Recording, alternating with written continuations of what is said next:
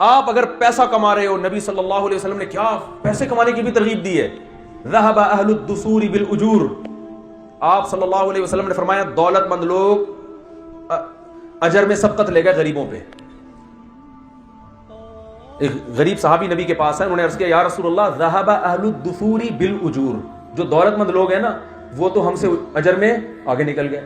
کیسے بھائی؟ یا رسول اللہ ہم بھی نماز پڑھتے ہیں وہ بھی نماز پڑھتے ہیں، ہم بھی جہاد کرتے ہیں وہ بھی جہاد کرتے ہیں، ہم بھی تہجد پڑھتے ہیں وہ بھی تہجد پڑھتے ہیں، لیکن وہ اپنا مال اللہ کے لیے خرچ کرتے ہیں، دین کی اشاعت کے لیے، غریبوں پہ، مسکینوں پہ. ہمارے پاس تو مال ہے ہی نہیں ہے بھائی. انسانیت کی خدمت جس طریقے سے وہ کر سکتے ہیں ہم نہیں کر سکتے. تو آپ نے فرمایا میں تمہیں تسبیحات بتاتا ہوں وہ کرو تو وہ اس کا نیول بدل ہو جائیں گی. تو جب ان کو نبی نے تسبیحات بتائی تو مالدار صاحب نے بھی وہ تسبیحات بھی شروع کر دی ساتھ ساتھ. وہ تو حریص تھے نا نیکی پر. تو پھر وہ غریب صحابی آئے کہ یا رسول اللہ وہ پھر ہم سے آگے نکل گئے. آپ نے فرمایا ذالک فضل اللہ یؤتیہ من یشاء، یہ اللہ کا فضل ہے جس کو چاہے عطا کر دے. کیا خیال ہے بھائی؟ تو آپ پیسہ کماؤ اس لیے کہ والدین پہ خرچ کرو گے. سمجھ میں آ رہی ہے کہ نہیں آ رہی؟ بیوی بچوں پہ خرچ کرو گے، ہاتھ کھلا کر دو بیوی بچوں پہ، کنجوس نہ بنو. ادھر پاکستان میں ہوتا ہے ایسا کھلا رہا ہوتا ہے، یہ لوگ دیکھا ہم نے لوگوں کو ایسے کھلا رہے ہوتے ہیں بھائی. بیگم 6 انڈے منگوائے گی 12 انڈے لے آتا ہے اٹھا کے. سب کی بات نہیں کر رہا، یہاں کے بعض لوگوں میں دیکھا ہے، وہ بعض بھی بہت تھوڑے سے اور وہ بھی آپ کے علاوہ ہیں بالکل.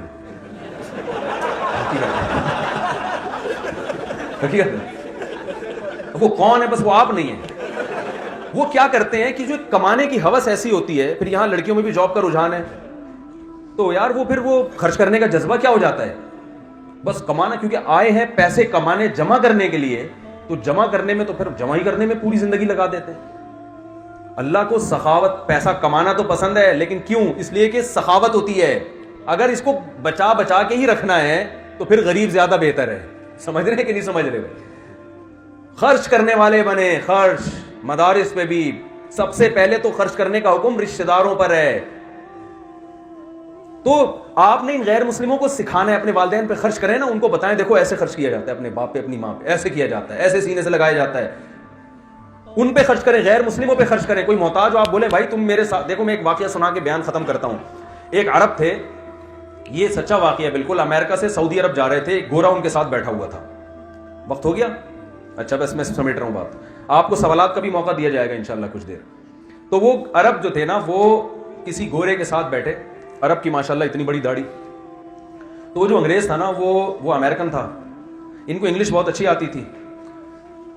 اب دیکھو آپ انگلش سیکھتے ہیں یہاں لوگ آ کے کہ یار ہمیں کانورزیشن میں آسانی ہو، آپ انگلش سیکھیں لیکن آپ اس میں ایک اچھی نیت کر لیں، یار میں اسلام کی تبلیغ کروں گا تو انگلش تو آ ہی جائے گی، تو یہ آخرت میں کیا بن جائے گی؟ ذخیرہ. نورانی قاعدہ پڑھنے پہ جو ثواب ملتا ہے ABCD سیکھنے پہ ملے گا آپ کو. حقیقت بتا رہا ہوں، کیونکہ آپ قرآن کی ہی تبلیغ کے لیے انگلش سیکھ رہے ہو نا. تو ہر اچھا کام، ہاں اس میں ایک چیز ہے، وہ تمام کام آپ کی زندگی سے نکل جائیں گے جن کو اسلام نے حرام قرار دیا. جو آپ کی زندگی سے نکل جائے، کیونکہ یہ پیسہ کمانے کا ایسا طریقہ ہے جو اللہ کو پسند نہیں ہے. شراب آپ کی زندگی سے نکل جائے گی چاہے وہ باڈی کو کتنی ہی طاقت دے کیوں نہ، کیونکہ یہ طاقت کے حصول کا ایسا طریقہ ہے جو اللہ کو پسند نہیں ہے. تو ہر وہ چیز آپ کی لائف سے نکل جائے گی. اچھی اور پاکیزہ چیزوں کو فوکس کرنا شروع کر دو گے آپ. تو وہ گورا جو تھا نا ان کے ساتھ بیٹھا USA سے، وہ عرب کے ساتھ ان کو جگہ ملی تو وہ گورے نے نا اپنا نفرت سے منہ تھوڑا سا یوں کر لیا. وہ ورلڈ ٹریڈ سینٹر نیا ہوا تھا تو مسلمانوں کا ایک عجیب ہی دہشتناک قسم کا امیج دنیا کے سامنے گیا ہوا تھا کہ پتہ نہیں یہ دہشت گرد ہوتے ہیں، اور اتنی بڑی داڑھی، تو اس کا خیال تھا شاید یہ بم رکھا ہوا ہے انہوں نے داڑھی کے اندر. تو وہ گورا جو ہے نا نفرت سے دیکھ رہا تھا. عرب تھے ماشاءاللہ، احادیث یاد تھیں ان کو، تو عرب نے ایک حدیث پر عمل کرنا شروع کر دیا. نبی صلی اللہ علیہ وسلم نے فرمایا من کان یؤمن باللہ والیوم الآخر فلیکرم جارہ. صحیح حدیث ہے، جو اللہ اور آخرت پر ایمان رکھتا ہے وہ اپنے ساتھ بیٹھنے والے کا اکرام. قرآن نے کیسے بیان کیا؟ وَاعْبُدُوا اللَّهَ وَلَا تُشْرِكُوا بِهِ شَيْئًا وَبِالْوَالِدَيْنِ إِحْسَانًا وَالْجَارِ ذِي الْقُرْبَى وَالْجَارِ الْجُنُوبِ وَالصَّاحِبِ بِالْجَنبِ وَابْنِ السَّبِيلِ. پڑوسیوں کی جتنی قسمیں تھی اللہ نے اس آیت میں بیان کر دی. تمہارا کلاس فیلو ہے، کلیگ ہے، تمہارے ساتھ یعنی جاب کرنے والا ہے، جہاز میں بیٹھنے والا، ہم سفر، تھوڑی دیر کے لیے بھی کوئی، یہاں تک کہ آپ کسی بیان میں کسی کلاس میں بیٹھے ہوئے ہیں تو بھی 2 آدمی ایک ساتھ ہیں نا، تو آپ کو دوسرے کا اکرام کرنا پڑے گا. ایسا نہ ہو کہ ایسے آلتی پالتی مار کے بیٹھ جائیں کہ اس کے لیے جگہ ہی نہ ہو. کوئی جگہ خالی ہوتی ہے آپ اس کو عزت دیں کہ یار آپ آگے ہو جائیں. یہ قرآن کے حکام ہیں. بھائی قرآن کہہ رہا ہے جو پہلو میں بیٹھا ہوا ہے نا اس کا بھی اکرام کرو. اکرام کا مطلب اس کو صرف اس کی خدمت نہیں, خدمت اور اکرام میں خدمت کہتے ہیں کہ وہ خدمت جس میں سامنے والے کی تعظیم ہو, رسپیکٹ دے رہے ہو آپ اس کو, تو اس کو رسپیکٹ دو. اس میں مسلم غیر مسلم سب برابر ہیں. آج دے رہے ہیں, بولو بھائی نہیں, ٹانگیں کھینچ رہے ہیں دوسرے کی. تو وہ جو تھا نا عرب, اس نے جب گورے کو دیکھا یوں نفرت کر رہا ہے تو اس عرب نے اس کا اکرام شروع کر دیا. ایئر ہوسٹ سے جب آئی نا کھانا وانے لے کے تو وہ ٹرے کھینچ دی. پہلے ان کو ہمارے ہوتا ہے پہلے اپنے پاس رکھ لیا, وہ وہاں سے پھلانگ کے کھانا وہاں تک پہنچنا کافی مشکل ہو رہا ہوتا ہے, اس کی پرواہ نہیں کرتے بعض دفعہ لوگ. تو بھائی اور پھر کچھ اپنے پاس بھی کچھ چاکلیٹ موکلیٹ کوئی بھی چیز تھی اس سے پوچھنا شروع کر دیا, بڑے نرم انداز سے نا اس سے ہر چیز اس سے پوچھ رہے ہیں, یہ تو نہیں چاہیے, وہ تو نہیں چاہیے. تھوڑی دیر میں وہ عرب خود, میں نے ایک واسطے سے یہ واقعہ سنا, میں نے عرب سے براہ راست نہیں, ان عرب نے کسی کو بتایا تو وہ انہوں نے ہمیں بتایا. تو اس عرب کا بیان یہ تھا کہ تھوڑی دیر میں نے دیکھا کہ وہ مجھ سے مانوس ہو گیا, اور ہیلو ہائے اس کو اندازہ ہو گیا کہ اس کی داڑھی میں بم انداز ہو گیا جی. اچھا بس یہ واقعہ بیان کر کے ختم, اس کی داڑھی میں بم نہیں ہے کم از کم. تو مانوس ہو کے گپ شپ لگانا شروع کر دی. پوچھا بھائی تم یہ کیوں کر رہے ہو میرے ساتھ؟ ہو سکتا ہے بھائی کوئی جاب چاہیے ہو, یا کوئی قرضہ چاہیے ہو, یا کوئی کچھ بھی ہو سکتا ہے نا مقصد. آج تو جب بھی کسی کی تعظیم کی جاتی ہے بے مقصد نہیں ہوتی, کوئی نہ کوئی وجہ ہوتی ہے. تو اس نے کہا کہ بھائی میں اس لیے کر رہا ہوں کہ رسول اللہ صلی اللہ علیہ وسلم کا, ہمارے نبی کا ارشاد ہے من کان یؤمن باللہ والیوم الاخر. ہمارا تو ایمان قبول نہیں ہے نا, جو اللہ آخرت پر ایمان رکھتا ہے اس کی شرط ہے یہ. یعنی اس کا مطلب کیا ہے کہ جو یہ نہیں کرتا اس کا آخرت پر ایمان نہیں ہے, اور جس کا آخرت پر ایمان نہیں وہ مومن ہو سکتا ہے. تو ہمارے تو ایمان کی قبولیت کی شرط ہے کہ بھائی جو بھی دائیں میں بیٹھا ہے اس کو عزت دو, اس لیے مجبوراً عزت دینی پڑ رہی ہے. ٹھیک ہے. تو وہ گورے نے کہا کہ اور کیا کیا کہا اسلام نے. اس نے تو بیچارے نے یہ سنا ہوا تھا مسلمان یہ کرتے ہیں, عجیب جو غلط ایک کانسیپٹ ہماری حرکتوں کی وجہ سے گیا ہوا ہے. تو بالآخر وہ کہتے ہیں کہ جب جہاز نے ٹیک آف کیا تھا تو اس وقت وہ ایسا غیر مسلم تھا جو اسلام اور مسلمانوں سے شدید نفرت, اور اترنے سے پہلے وہ کلمہ پڑھ کے مسلمان ہو چکا.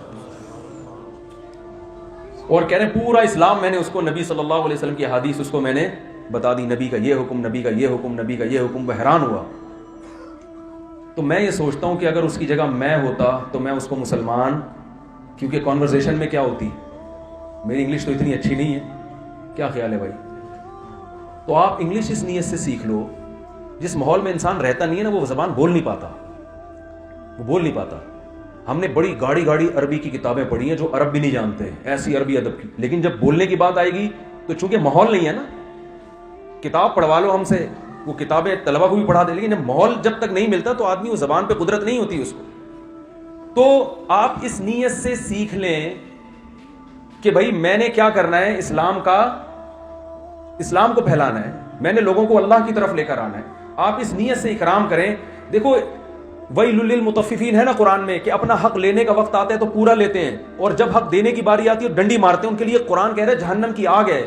آپ جب آفس جاتے ہیں, کہیں جاب کر رہے ہیں, اگر آپ ایمانداری سے کام نہیں کر رہے تو آپ کو کیا پوری تنخواہ لینے کا حق ہے؟ تو یہ آسٹریلیا کا قانون بعد میں ہے, اللہ کا قانون پہلے ہے کہ آپ کو تنخواہ لینے کا حق نہیں ہے. آپ حکومت کے قانون کو دیکھ کے چل رہے ہو, آپ کے پاس تو اللہ کی کتاب ہے جو آپ کو مجبور کر رہی ہے کہ آپ کسی کا حق نہیں دبا سکتے, آپ حکومت کے قوانین کو نہیں توڑ سکتے, یہ تو اللہ کا حکم ہے. تو آپ نے ترقی بھی کرنی ہے, پیسہ بھی کمانا ہے, لیکن ہدف آخرت کو بنانا ہے. تو پھر یہ ساری چیزیں آپ کو کے ذہنی سکون کا ذریعہ بنیں گی اور آپ کی آخرت کو سنوارنے کا ذریعہ بنیں گی. اور اگر اسی دنیا داری میں پڑ کے رہ گئے تو بھائی دنیا قارون جتنی آپ کما نہیں سکتے, اور پاور آپ کے پاس فرعون جیسی آ نہیں سکتی. تو جن کے پاس آئی تھی ان کا کیا ہوا؟ ہم اور آپ کس کھیت کی مولی ہیں. اللہ تعالی ہمارے اہداف کو درست کرنے کی ہمیں توفیق عطا فرمائے, اور ایک خاص مقصد جو اللہ نے ہمیں بتایا اس کے تحت زندگی گزارنے کی توفیق عطا فرمائے.